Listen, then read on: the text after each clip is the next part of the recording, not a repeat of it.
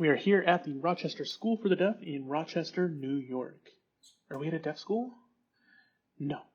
Well, hello and welcome. I am Zach.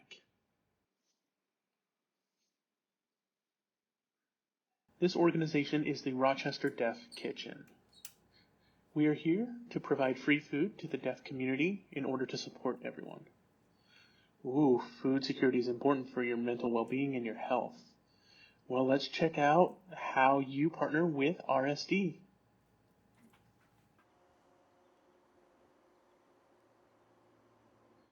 When you arrive to the pantry, everyone is welcome. You grab a ticket with a patron number on it.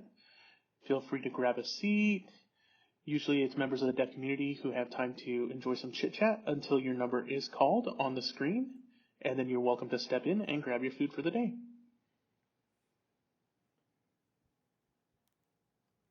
We have volunteers here getting ready for open coming up soon, making sure that everything is stocked and that everything's double-checked before we open the doors and allow everyone in for the day.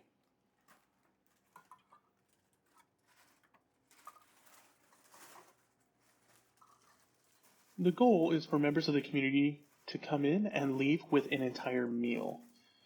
We don't want to provide pasta without tomato sauce or just white rice by itself. We want to make sure that there are full meal options. And so things are grouped in different categories based on what's available. We receive a lot of donations on a weekly basis. Some weeks we may have a product, another week we may not, but it's always a great time to see everyone working together to support each other.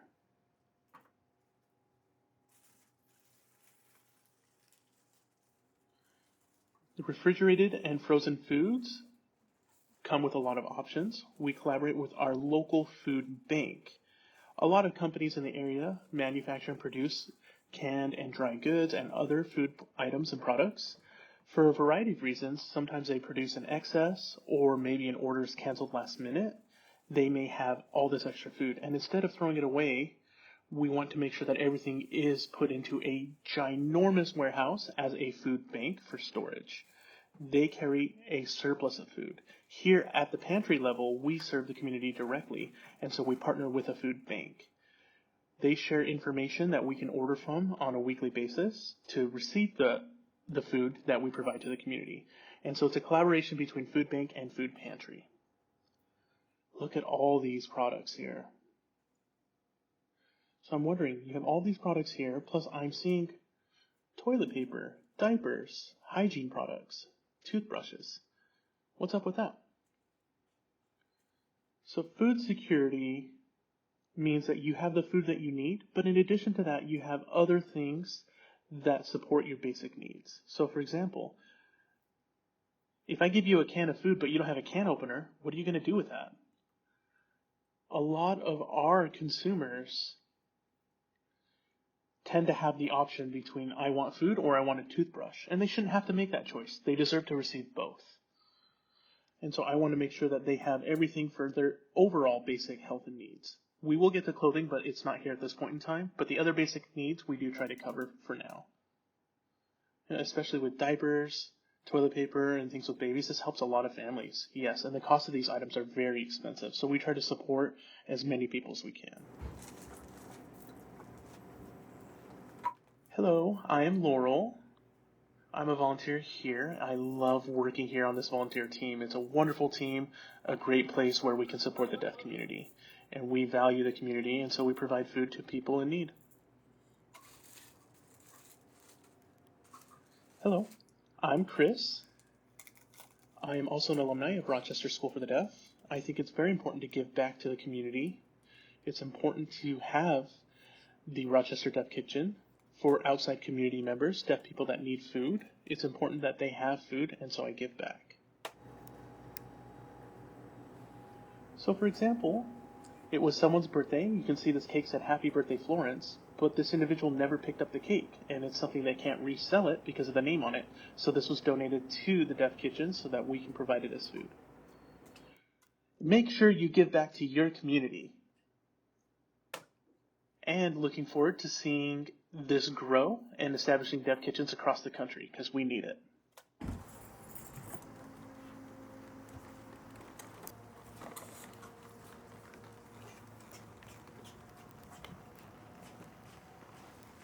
We really rely on people donating food to support this program. On Mondays, we usually have a small amount of donations come through, and when those donations come through, we bring them in this way.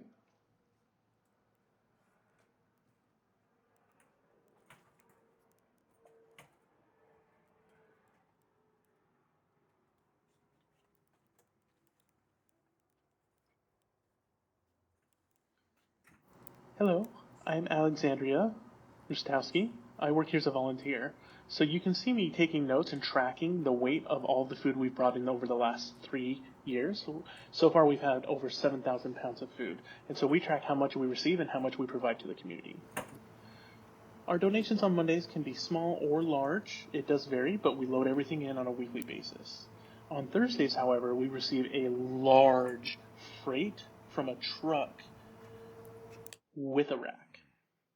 And we rely on great tools like this one to make sure that our work is easier. This can stretch out to 24 feet or compress to 6 feet.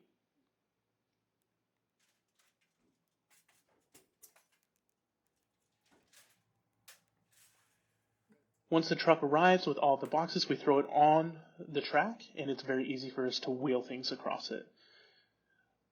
So when you go to the grocery store, you take things home, the first thing you do is you throw everything in the freezer, the frozen foods.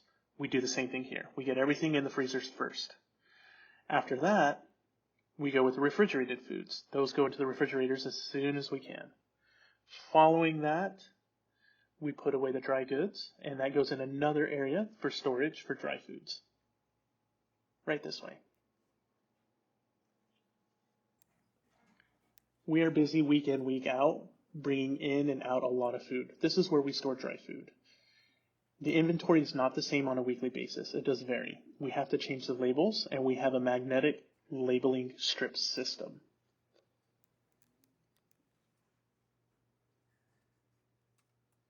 This is to make sure that we keep on top of our inventory, what we have and carry.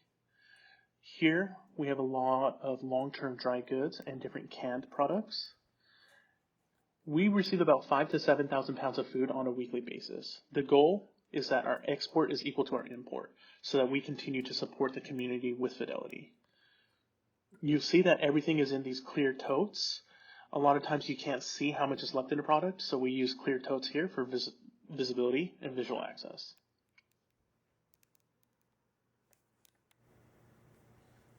So you have all of this inventory here, and on a weekly basis it changes, it's different. So it's kind of like an unknown. You come in and you just grab what you don't know. Well, we do have a system in place. We try to predict some things. We try to order more and carry more of things that are popular. We cannot guarantee it's the same week in, week out, but we try to create some sort of consistency. We're doing our best. So it's interesting. You have a lot of different things here, but you're encouraging individuals to come in and pick up, and you're also providing recipes. Why is it important to provide a recipe? We do try to make sure that we provide some recipes with the meals that people are receiving. It gives them ideas for what they can create with the food. Our volunteers love coming up with different ideas and different ways to use these food items in a meal. The reason why we do this is because if you're eating the same food day in, day out, all you're eating is white rice, you'll be lacking in your health and you will not do well. Your body needs a variety of nutrients in order to keep it running at the optimal level. So we try our very best to make sure that we do provide access to a variety of food and nutrition. Hello, I'm Antoinette. I'm here in Rochester at the Rochester Deaf Kitchen. I'm Denise. I've enjoyed coming here, interacting with others in this space, being able to meet other people. And I also like that they're providing food here. If you don't have something at home or you're running out, you can come here to the Deaf Kitchen and receive some food. I just moved here recently, about 8 months ago. I needed support myself as I was looking for a job, trying to get myself settled, and the Rochester Deaf Kitchen was extremely helpful to me. It was able to save me a lot of stress in my life and provide food security. I didn't have to look for that. It's been supporting me. Being new to the area and not knowing where my resources are and being deaf, I've been able to meet other members of the beautiful deaf community that's here and I've received so much support.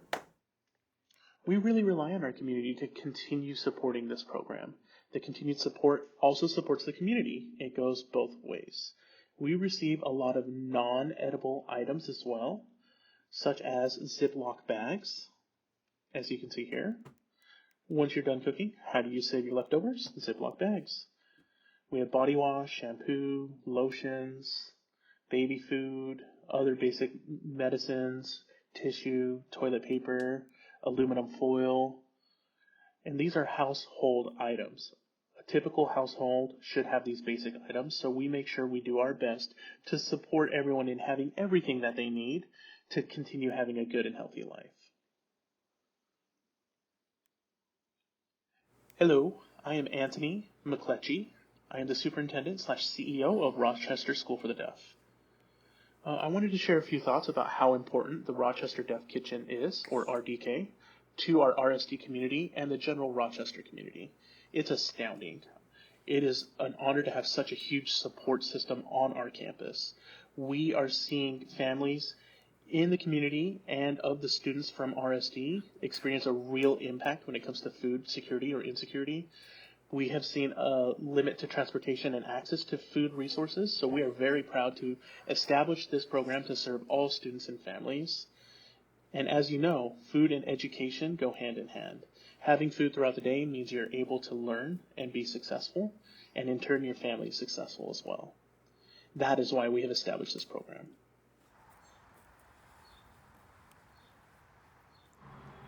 Ooh, I wish I had sunglasses. Oh, I'm ready. I'm prepared. He's prepared. This is his backyard. So we're out here at a farm. What's up with this?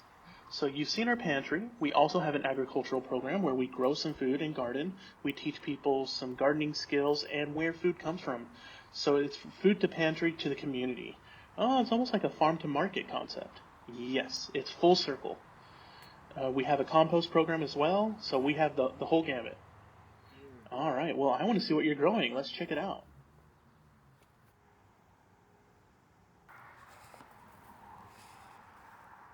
Hello, I'm Aline. I go by Bunny. I am the community farm manager here for RDK. And we call it DCF, Deaf Community Farm. I've got two amazing volunteers here with me today.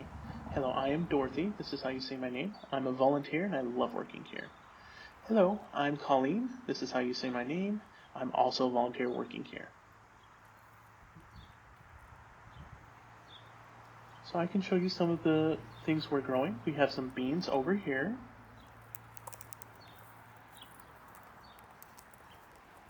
Potatoes. A lot of potatoes. They're definitely popular with our consumers. We've got squash here that will grow up and fruit as it grows down. We've got some tomatoes growing here. We do have to make sure that we take care of the plant itself and pull off some of these stems. As it grows, it will climb up the strings to the top of the trellis. I thought tomato bushes were small, but they can actually grow very tall. Interesting. So have you enjoyed volunteering here and learning new things? Well, growing up, I didn't know a lot about farming. I've been able to learn so many different things about meeting pollinators and bees, the importance of insects. You know, I'm retired and I'm still learning something new. It's never too late. I've really enjoyed it. And look at what they've created, these overhangs. And this makes it a little bit more attractive as a garden, especially I'm sure as they grow up. Now, can you tell me why you've enjoyed volunteering here, Dorothy? Well, look at all the diversity here. That's important to me. You've got insects, you've got bugs, you've got plants, you've got everything living together, just like people in the world. Diversity is important there. Same concept. Now, as working as a volunteer, I am retired. And in the past, before I retired, I thought gardening was a waste of time. But now, it's an investment in the Rochester Deaf Kitchen. And giving back to them, instead of indoors, I can do something outdoors, garden, and give back to the community. On top of that, I'm a yoga instructor. And so this comes full circle with Mother Nature, the connection of energy through me, the earth, the crops, and it is a beautiful thing. You've got fruit, vegetables, flowers, herbs, all living together. It's amazing.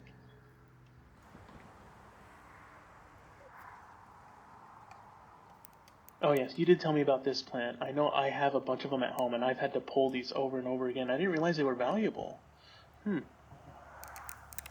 Yes, it is a native plant, and it does work together with other insects. It actually attracts different types of bees as pollinators, which in turn helps the crops around it. It can be very aggressive. It likes to grow out of control, but I would rather have a couple of these in the garden than not. We have all these volunteers, all these different people working together. I have to ask though, what's the most challenging thing about a garden here, working as a farm? Well, it's very challenging because we're growing everything organic, which means we can't rely on chemicals or pesticides to take care of those problems. What that means is we have to be very vigilant. We have to keep a very close eye. We are here every single day taking a look at all of the plants, making sure they're okay, checking their leaves, inspecting them for insects or insect eggs, other types of plant-based diseases, and addressing them immediately. We can't just take off and go on vacation. This requires daily work and care. Another concern is that this is hard work. Sometimes it's difficult to find volunteers, to find people that want to work out in the sun, to labor and toil and sweat. So I'm glad to have the 2 volunteers I do. And we're blessed to have Bunny, who works in sign language. I mean, even some books she has recommended to me that I have picked up and really enjoy. Just incredible. And so I'm asking her for more and more recommendations to teach me more and more.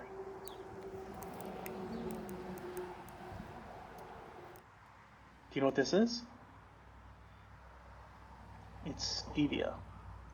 It's a sweet plant. A lot of people come out and volunteer, and they've seen this on the shelf at the store, and they thought it was some sort of fake sweetener. That is not the case. It is an organic sweetener. That is really good. It's not fake at all. That's real sugar. You can taste the sweetness to it. What's the purpose for this? Well, it's a good sweetener substitute. It's good in tea. It's not processed at all, and so it's a good substitute there. And there's so much here in the garden. I'm sure you have at least 50 different species of plants here. Oh yeah. Fun? Challenging? Yeah, all of it, yes. Ooh, look at how hard I've had to sweat. I'm out here working. Thank you, Zach. He's looking cool in his shades. I thought it would just be food, but you're also providing personal needs and services and farming and doing it all. So how can the community ensure supporting your organization moving forward? There's a lot of different ways to support our organization. The biggest and number one thing you can do, even if you're not local, is you can go to our website, which is rocdeafkitchen.com, and donate funds there. That's a great way to support our organization. For those that are local in the community, collaborating and volunteering comes with a lot of different opportunity. So, the country is a big place. We're only here in Rochester, New York. How does this ripple out? Well, I have some good news about that, Joel. We just announced that we'll be establishing our second pantry in Hartford, Connecticut, collaborating with the American School for the Deaf, ASD. Oh, that's a good sign. You're supporting a deaf school, and the students, they're building experience as they support you, and then the school grows as well. And look at all the hard work they've done here. Is the goal to eventually ripple out across the country? Yes, let's keep the momentum going and the deaf community working in tandem. If we can do it, all it takes is your support, our support, and everyone to support each other. Woo!